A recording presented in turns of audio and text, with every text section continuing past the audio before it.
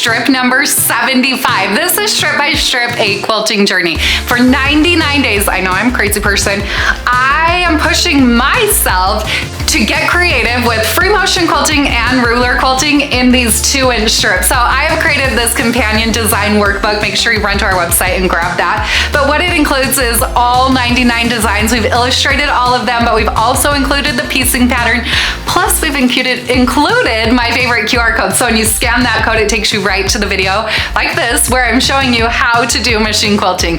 Today I'm super duper excited about this design because I just started playing around with my Sway machine quilting ruler, came up with this design, and my brain's kind of exploding right now because the possibilities that just opened up are a whole nother world I never thought about. Anyways, today I'll use the Sway 4 machine quilting ruler. You can grab this ruler, all the rulers I use throughout this whole series. Find all the details over on our website. Enough talking though, let's hop down here to my machine and let's do the fun part, quilting. All right, for this design, I'm using the Sway 4 machine quilting ruler. I have designed all of the Sway machine quilting rulers to consider that you need to use a ruler foot, which I have here on my machine, and you also need to use a ruler base when doing any machine quilting with rulers.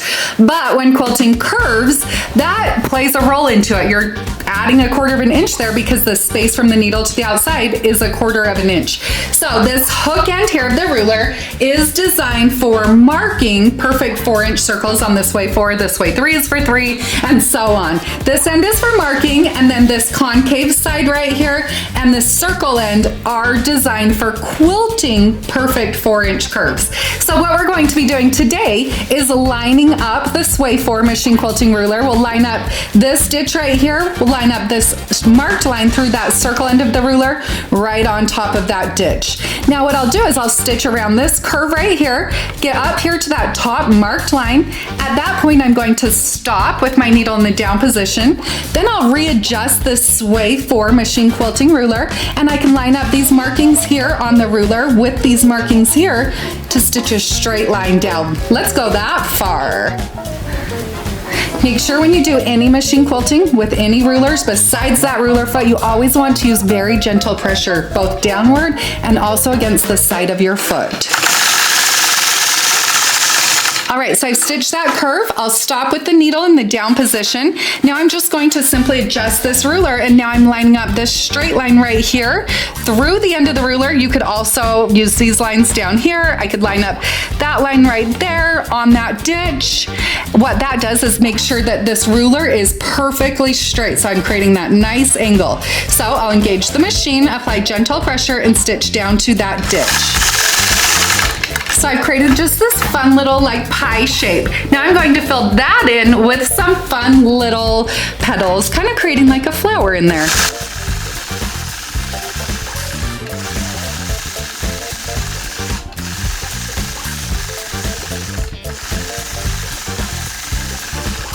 I love it, just that little bit of detail. Like I said, make sure you grab the companion design workbook. I do have all of these designs all illustrated in there. Let's repeat.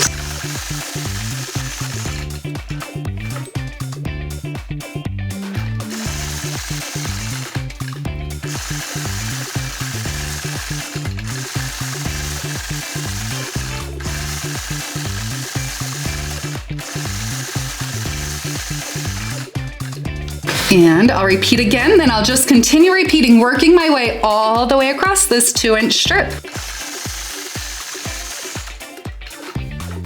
Hey there, thanks for joining me in this machine quilting video. I hope you were able to find a bit of inspiration.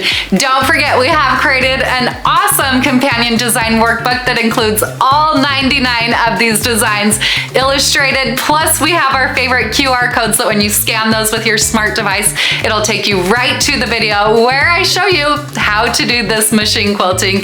Don't forget, I love seeing your work. You can share in our Piece and Quilt Show and Tell Facebook group. Have a great day and happy quilting!